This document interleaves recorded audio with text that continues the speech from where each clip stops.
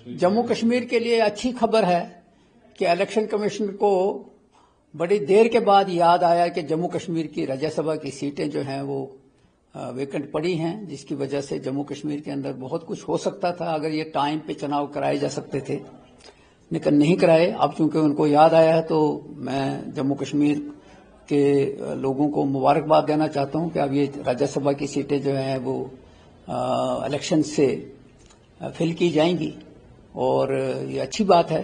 یہاں پارلیمنٹ کے اندر جموں کشمیر کی نمائندگی بڑھ جائے گی، کیونکہ 1 سال سے زیادہ ہو گیا اب پارلیمنٹ کے الیکشن ہوئے، اسمبلی کے الیکشن کے ہوئے بھی اب سال ہونے لگا ہے، تو یہ الیکشن نہیں ہوئے، جس کی وجہ سے جموں کشمیر کی لوگوں کا نقصان ہوا ہے۔ اب چونکہ الیکشن ہونے جا رہے ہیں تو ہر ایک پارٹی اپنا اس میں رول ادا کرے گی، سیاسی سرگرمیاں بڑھ جائیں گی، اور 24 اکتوبر کو ووٹنگ ہونا ہے، اس کے بعد دیکھیں گے کون کس کو کیا ملتا ہے۔ تو سر کون کون سے امیدوار ہوں گے؟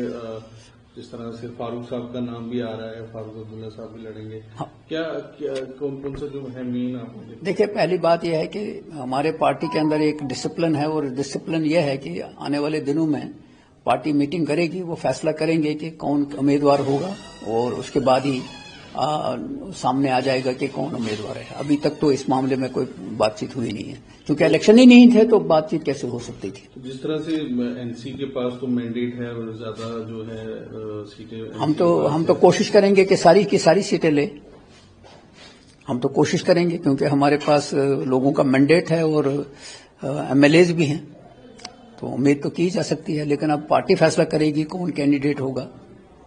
بی جے پی کا بھی دعویٰ ہے کہ وہ بھی جیتے گی۔ بی جے پی کو بھی حق ہے جیتنے کا، مگر اپنے نمبر کے حساب سے ان کے پاس جو کم ہیں 2 ممبر، ابھی 28 ہیں، تو ہمارے پاس تو جو میجارٹی ہے، اب یہ وقت بتائے گا، آنے والے وقت بتائے گا کہ کس طرح کیا ہوگا، اور پارٹی ورکنگ کمیٹی ہماری جو ہے وہ بیٹھے گی تو فیصلہ کرے گی کہ کون کینڈیڈیٹ ہوں گے۔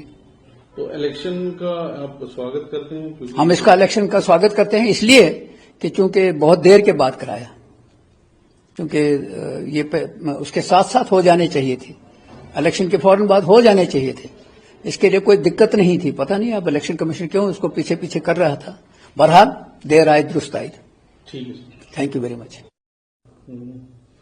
سر ابھی جس طرح جو خبر آ رہی ہے کہ کافی بڑا پروٹیسٹ جو ہے لداخ میں ہو رہا ہے، وہاں پہ اسٹریٹ فوڈ کی مانگ ہے، اور وہاں پہ جو بی جے پی آفس ہے اس کو بھی جو پروٹیسٹرز ہیں انہوں نے جلا دیا۔ کس طرح دیکھتے ہیں آپ اس کو، یہ جو ڈیمانڈ ہو رہی ہے اسٹریٹ فوڈ کو 6 شیڈول پہ؟